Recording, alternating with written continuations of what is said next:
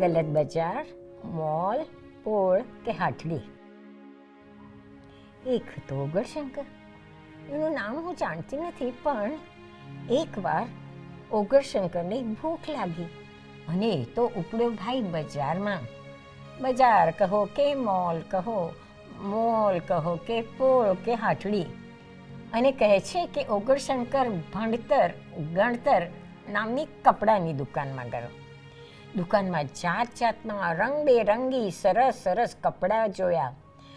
ઉઘડે રંગબેરંગી કપડાં વસ્ત્રો જોયા અને એને જે ગમ્યા તે ખરીદીને પહેરી લીધા. એટલે ઓગણશંકર તો બહુ રૂપાળો લાગવા લાગ્યો, પણ ત્યાં કશું એ ના વળ્યું. એટલે ઉપડ્યો કેરિયર નામની ઝવેરીની દુકાનમાં. ચમકતા કિંમતી જર ઝવેરા જોઈને ઉઘડ તો ચકિત થઈ ગયો.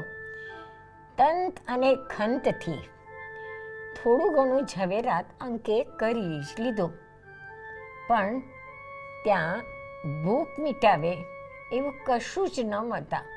એ ગયો સંબંધો નામની ફર્નિચરની દુકાનમાં. સગવડ ભરેલા ફર્નિચર જોઈને ઓગણશંકર તો ખુશ ખુશ થઈ ગયો. ફર્નિચરથી ઘર ભરી દીધું, પણ ભૂખ મીટે એવું કશું ત્યાં હતું જ નહીં ને. એટલે તો અહીં ગયો, ત્યાં ગયો, ઉપર ગયો, નીચે ગયો, અહીંયા ભટક્યો, ત્યાં ભટક્યો, નાટકના હોલમાં ગયો અને પોળમાં ગયો. ફરી ફરીને અહીંયા ત્યાં રખડી રખડીને બહુ થાકી ગયો.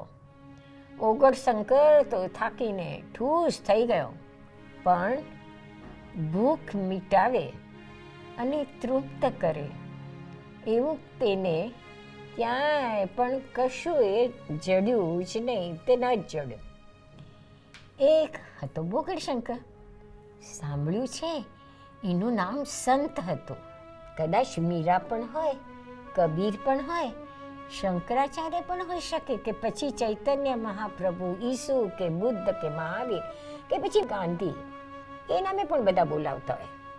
કે પછી ઓગણશંકરનું નામ હું, તું, તમે, ઓલો, પેલો પણ હોઈ શકે. ઓગણશંકર તો તેન ત્યક્તેન ભુંજીથાઃ એનો શિલાલેખ લખેલો ફ્રી ભોજનાલયમાં ડેરો નાખીને પડ્યો હતો. એ સૌને ભરપેટ પ્રેમ પ્રસાદ આપીને બધાને જમાડવામાં બિઝી હતો. એની ભૂખ લાગી જ નહીં, અને કદાચ એની ભૂખ લાગી હશે ને તો પણ એ ક્યારેય તૃપ્ત થયો એની પોતાની જ ખબર ન રહી. અરે ભાઈ, ઓગણને જઈને કોણ કહે કે ભૂખ લાગે ને તો ફ્રી ભોજનાલયમાં જવાય, ગલત બજારમાં નહીં. અને ભોજનાલયમાં જઈને ધરાઈને જમી લેવાય. ઓગળ ભૈલા, જઈને જમી લે ને. ફ્રી ભોજનાલયમાં જઈને ખાઈ પીને મજા કરને ભલા માણસ.